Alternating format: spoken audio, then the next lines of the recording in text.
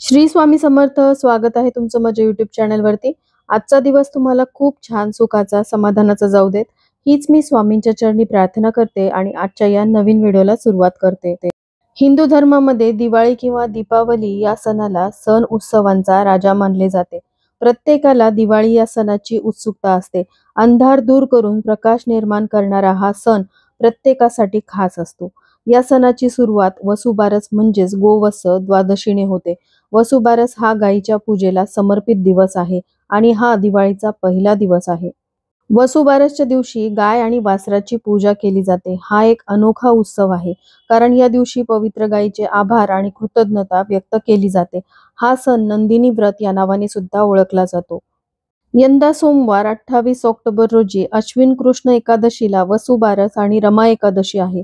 त्यामुळे यंदाच्या वसुबारसला अनन्यसाधारण महत्त्व प्राप्त झाले आहे. समुद्र मंथनातून 5 कामधेनू उत्पन्न झाल्या होत्या.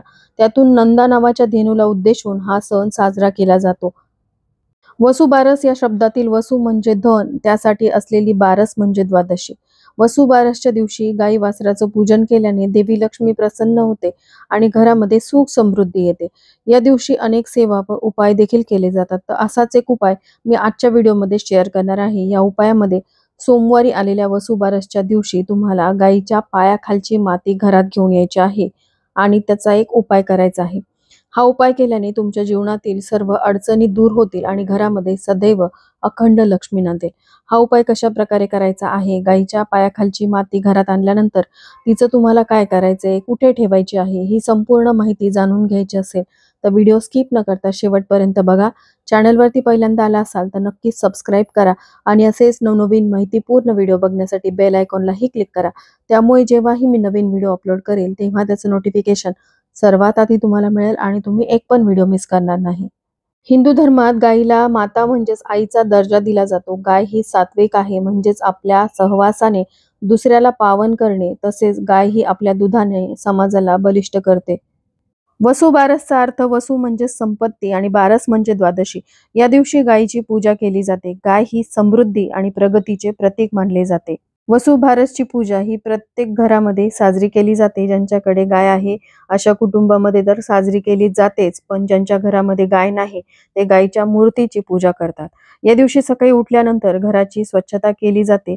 घरामध्ये गाय असेल तर गाय आणि तिच्या वासराला अंघोळ घालून सजवले जाते. त्यांना फुलांचा हार घालून त्यांना विविध रंगांनी सजवले जाते. तसेच आई आपल्या मुलांच्या दीर्घायुष्यासाठी, उत्तम आरोग्यासाठी या दिवशी उपवास देखील करते. आता वसुबारसच्या दिवशी गायीच्या पायाखालची माती आणण्यासाठी तुमच्या घराच्या आसपास किंवा तुमच्या घरात गाय असेल तर उत्तमच आहे. पण ज्यांच्या घराच्या आसपास गाय नाही त्यांनी हा उपाय कशा प्रकारे करायचा आहे हे देखील मी पुढे शेअर करणार आहे. हा उपाय करण्यासाठी आपल्याला सर्वप्रथम एक ताट तयार करायचं आहे. या ताटामध्ये एक कलश भरून आपल्याला पाणी घ्यायचं आहे. हळदी कुंकू अक्षदा घ्यायच्या आहेत, फूल घ्यायचं आहे, धूप आणि एक दिवा देखील घ्यायचा आहे. या दिव्यामध्ये तुम्ही शुद्ध गाईचं तूप घालू शकता. 2 वातींची 1 वात करून आपल्याला घालायची आहे. शिवाय गाईला नैवेद्यामध्ये या दिवशी गुळच सोबत न्यायचा आहे, कारण या दिवशी एकादशी देखील आलेली आहे. एकादशीच्या दिवशी सर्व देवी देवतांचं व्रत असतं आणि गाईचं देखील व्रत असतं. त्यामुळे या दिवशी गाईला कोणत्याही प्रकारचं धान्य चुकूनही खाऊ घालायचं नाही. आईने मुलांसाठी जर उपवास केलेला असेल तर या दिवशी गव्हाचं आणि मुगाचं सेवन केलं जात नाही. गाईचं पूजन केल्यानंतर या दिवशी उपवास सोडला जातो. तो उपवास बाजरीची भाकरी आणि गवारीच्या शेंगा खाऊन सोडला जातो. पण ज्या आईचं एकादशीचं व्रत असतं त्यांनी एकभुक्त राहून हा उपवास करायचा आहे. उपवासाच्या दिवशी दिवसभर त्यांनी फलाहार करायचा आहे. आता ज्यांच्या घरामध्ये गाय आहे किंवा ज्यांच्या घराच्या आसपास गाय आहे किंवा तुम्ही गोशाळेत जाऊ शकत असाल तर तिथे तुम्हाला जायचं आहे. तिथे गेल्यानंतर गाय जर बसलेली असेल तर गायीला उठवायचं नाही. पण गाय उभी असेल तर गायीच्या 4ही पायांवरती आपल्याला कलशामध्ये घेतलेलं पाणी अर्पण करायचं आहे. त्यानंतर गायीच्या कपाळी आपल्याला कुंकू, त्यानंतर अक्षदा अर्पण करायच्या आणि गायीला आपल्याला धूप दीप ओवाळून घ्यायचं आहे. गायीचं जर वासरू असेल तर गायीच्या वासराची देखील या दिवशी पूजा करायची, कारण वसुबारसच्या दिवशी गायीची वासरासह पूजा केली जाते. पण जर गायीला वासरू नसेल तर अशा वेळेस फक्त तुम्ही गायीचीच पूजा करायची आहे. त्यानंतर गाईला आपल्याला गुळाचा खडा खाऊ घालायचा आहे आणि वासराला देखील हा खडा खाऊ घालायचा आहे. गाईच्या पाठीवरून आपल्याला हात फिरवायचा आहे आणि त्यानंतर गाईच्या पायाखालची थोडीशी माती आपल्याला एखाद्या बाउलमध्ये, वाटीमध्ये भरून आणायची आहे. आता ही माती घरी घेऊन आल्यानंतर मग आपल्याला या मातीचा उपाय करायचा आहे. तर त्यासाठी ही जी माती आहे ती आपल्याला थोडंसं गंगाजल घेऊन ओली करायची आहे किंवा तुम्ही पाण्याचा देखील वापर करू शकता. आता या मातीचे आपल्याला छोट्या-छोट्या आकाराचे गोळे तयार करायचे आहेत.